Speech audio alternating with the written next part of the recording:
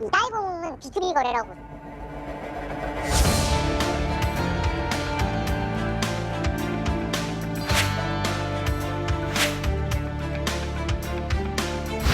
이 시장 자체가 굉장히 기형적이고 따이공들에 의존하는 시장 구조다 보니까 이게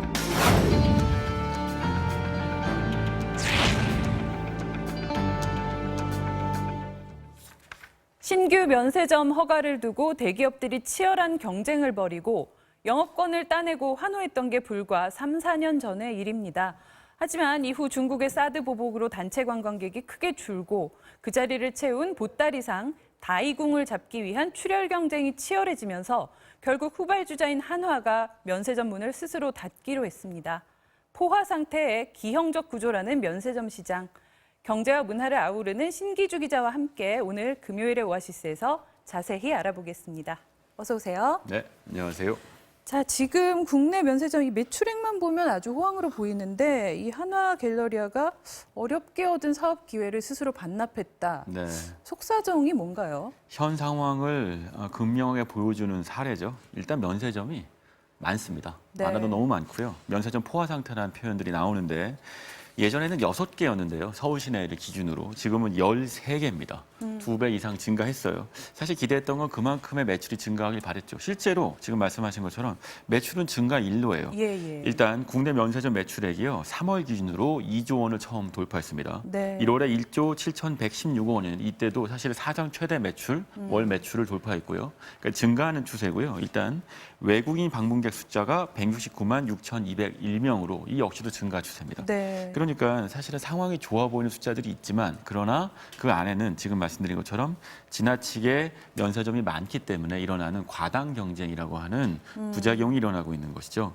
특히 2017년 3월에 이제 이른바 중국 한류 제한령 이후, 사실 관광객들이 급감한 이후에 그게 겨우겨우 풀리는 상황이거든요. 네. 외국인 관광객 숫자가 그만해도 낮아지는 숫자였는데 그 와중에도 결국 버티지 못하고 한화가 철수하는 결정을 내렸는데요. 이 한화가 원래는 2020년 말까지 네. 면세점을 할 수 있었습니다. 그러니까 2015년 12월에 면세사업을 특허를 획득했고요. 아시다시피 2016년 7월부터 서울 여의도에 있는 갤러리아 면세점 63이라는 곳에서 네. 3년하고 한 5개월 정도 영업을 했는데 그동안 적자 폭을 감당할 수 없게 된 거죠. 적자 폭이 1,000억 원 가까이 되니까요. 누적 적자가요. 네.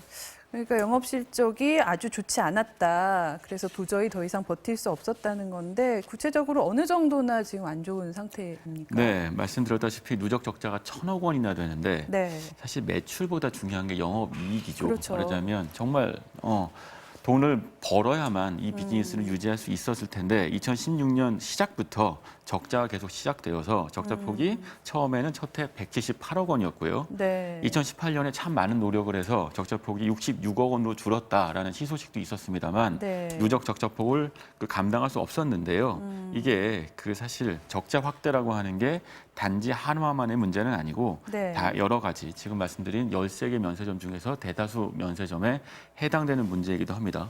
이게 면세점이라는 게 고객들한테 세금을 면제해 주는 비즈니스인데 정작 면세점은 적자를 면할 수 없었던 구조라는 거죠. 네. 황금알을 낳는 거위라고 했는데 지금 아까 방송 화면에 나왔습니다만 미운 오리 새끼가 된 게 아닌가라는 네. 얘기들이 나오고 있습니다. 자, 일단 말씀해 주신 대로 서울 시내 면세점들 사이에 이 매출 격차가 상당히 큰데요. 올 1분기 매출만 기준으로 한번 볼까요?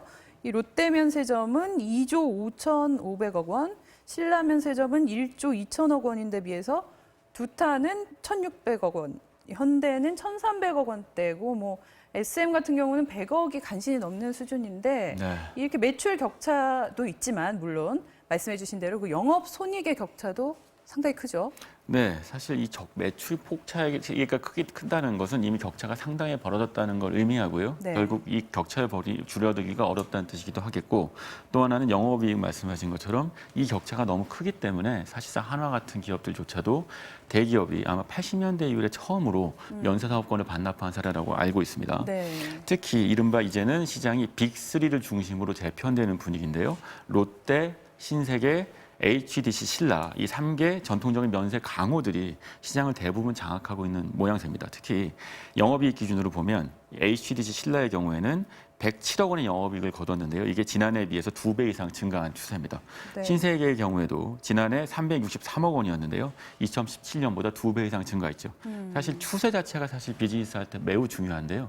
영업이익이 증가하고 있다는 건 이 빅3는 이미 안정권 궤도에 도달했다는 뜻인 반면 이제 현대백화점, 동아면세점, SM의 경우에는 영업 손실이 굉장히 증가하고 있고요. 증가폭도 점점 커지고 있습니다. 네. 자구책으로 얘기하고 있는 것은 종로에 있는 SM의 경우에는 지난 2월에 기존에 6개 층으로 썼던 면세점 운영 구역을 2개 층으로 축소했습니다. 네. 6개 층에서 2개 층까지 확실하게 축소를 했고요.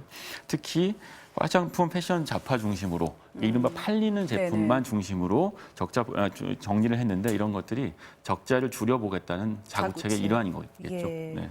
자, 말씀 주신 대로 그 2016년 중국의 사드 보복 조치인 한한령 그 이후로 이 중국인 단체 관광객은 급감을 했는데 이걸 계기로 이 면세점 업계 상황이 완전히 뒤바뀌었다고 하죠. 그러게요. 사실 사드, 한한령만 없었다면 아마 기존에 있었던 13개 면세점 중에서 이렇게까지 힘든 면세점이 상대적으로 적지 않았을까 싶습니다. 네. 하지만 한한령 때문에 일반적인 그 평범한 중국인 관광객들의 숫자가 6허세의 숫자가 줄면서 사실 한국에서 그 면세품을 사서 중국에 팔겠다 또는 한국으로 면세 사업을 하기 위해서 와서 제품을 사가는 관광객들을 유치하기 위한 그걸 전문으로 하는 다이공의 영향력이 지나치게 확대된 측면이 있습니다.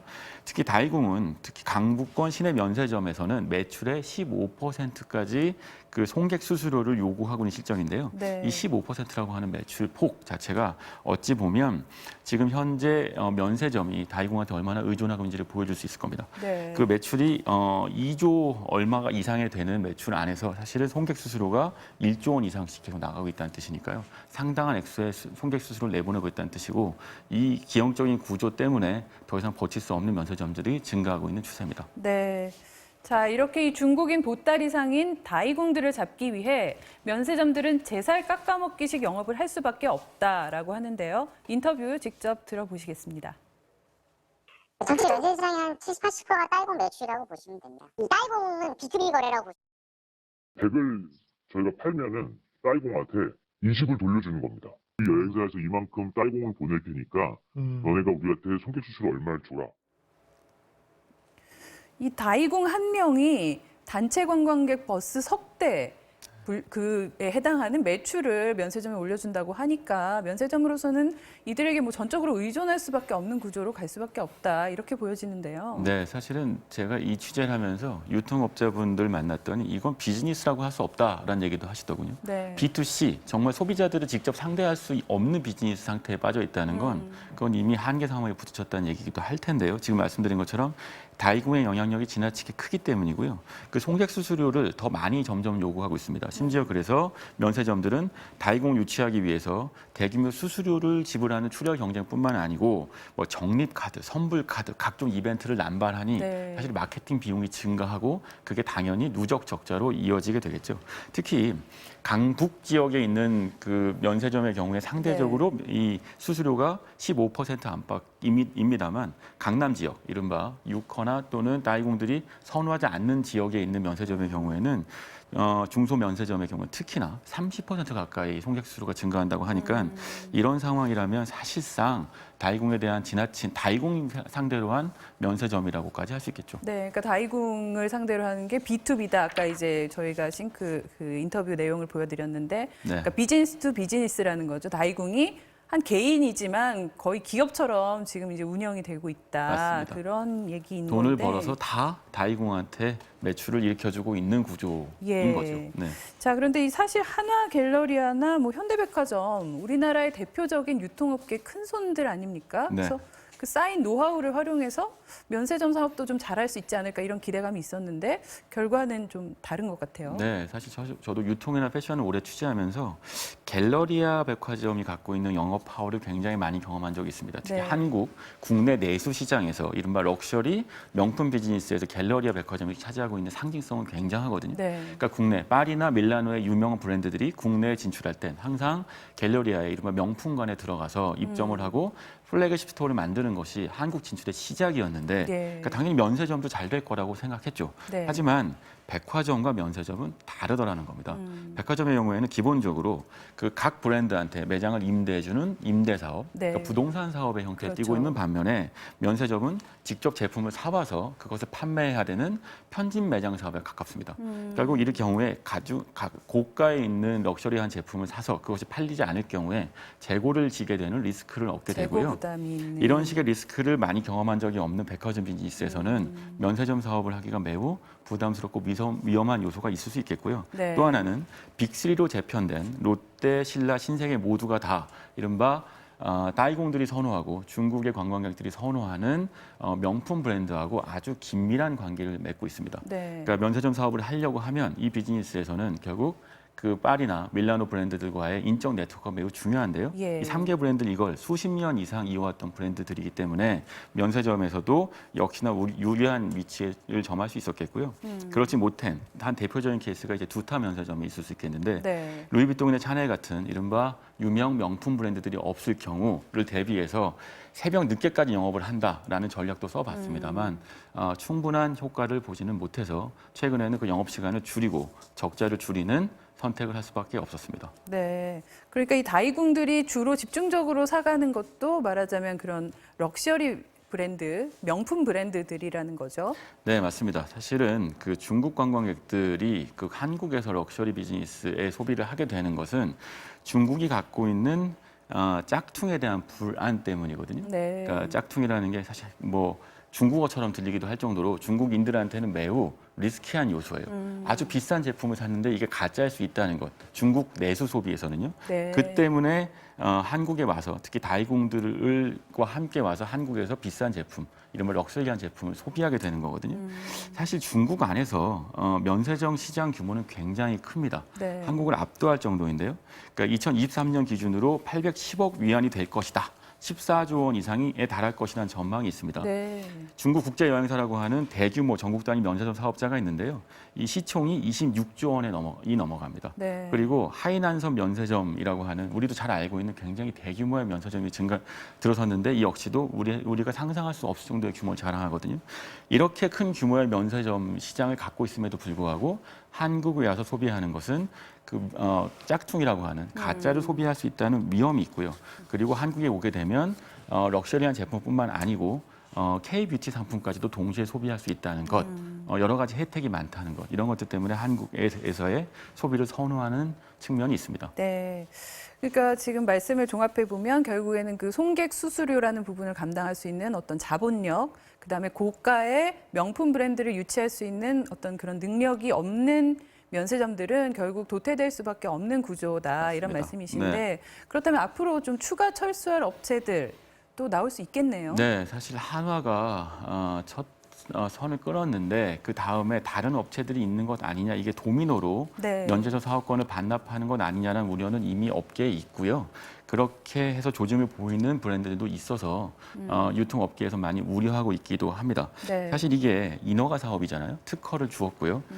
이게 시장 안에서 과당 경쟁으로 전개가 되면서 출혈 경쟁으로 이어졌다는 것은 어떤 면에서 보면 정부 정책의 실패라는 측면이 있을 수도 있겠고 정부가 그런 정책을 썼을 때 그거에 대한 실패를 시장이 다양한 출혈을 내면서 감당해야 한다는 것도 한번 생각해 볼 문제이기도 합니다. 다이공 수수료가 1조 원이 넘어간다는 것 숫자만으로도 이 비즈니스가 과연 비즈니스일 수 있느냐라는 질문들을 해볼 수 있겠죠. 네, 그러니까 매출이 증가하는 것에만 너무 초점을 둘 게 아니라 정말 내실을 좀 따져봐야 될 때다 이런 말씀이신 것 같은데, 근데 이런 상황에서 정부가 또다시 면세점 추가 방안을 검토하고 있다 이런 소식도 있어요. 그러게 말입니다. 네, 사실 그 기획재정부가요 5월에 보세 판매장 제도운영위원회라는 걸 열고 시내 면세점 신규 특허 발급을 논의할 예정이라고 합니다. 사실 이유는 그럴 수 있는 조건이 형성됐기 때문이에요. 일단 매출이 전년보다 2천억 원 이상이 늘거나 외국인 관광객이 20만 명 이상 증가하면 광역자치단체별로 시내 면세점에서 이게 추가로 면세점을 인허가할 수 네. 있거든요. 이 조건은 충족했으나 지금 말씀드린 것처럼 시장 상황이 과연 인허가를 추가할 수 있는 만큼의 조건이냐에 대해서는 저 역시도 좀 의문이 있습니다. 다만 한 가지 예외가 있다면 현재 제주도에 많은 관광객들이 모이고 있고 네. 제주도에는 상대적으로 면세점의 숫자가 부족하기 때문에 제주도에서는 어느 정도는 업계 안에서도 인정하고 있는 분위기입니다만 서울의 경우에는 한화가 면세점 사업권을 반납할 정도의 상황이라면 네. 서울이 추가로 있는 허가를 받을 수 있는 곳이냐에 대한 의문은 있기도 합니다. 네. 자, 이 마무리는 좀 밝은 얘기로 하고 싶은데요. 이제 이번 주말부터 연휴가 시작되고 지금 현재 일본도 최장의 골든 위크에 들어가 있고 중국도 노동절 연휴 중이다. 그래서 또 이번 주말에 얼마나 많은 관광객들이 들어올지도 관심인데 중국 내 그 한한령도 조금씩 완화될 기미가 보이고 있다. 이런 뉴스도 간간히 있어요. 네, 사실 6월 말에 오사카에서 예정되어 있는 그 G20 정상회담 이후에 시진핑 중국 국가주석이 방안을 추진하고 있다. 이런 소식이 있었죠. 역시 한중 관계가 해빙 무드가 되면 한한령이 이제 풀리면서 어떻게든 관광객들이 더 들어오면 네. 지금 계속 지적했던 나이공에 대한 의존도가 줄어들지 않을까에 대한 기대가 있습니다. 이거는 사실 면세점 사업자들 모두가 다 기대하는 측면이고요. 관광객 자체는 증가하고 있다는 것. 그거 자체는 우리한테 관광산업한테는 희소식일 수 있겠죠. 네. 금요일의 오아시스 오늘은 여기서 마무리하겠습니다. 지금까지 신기주 경제문화 전문기자와 함께했습니다. 고맙습니다.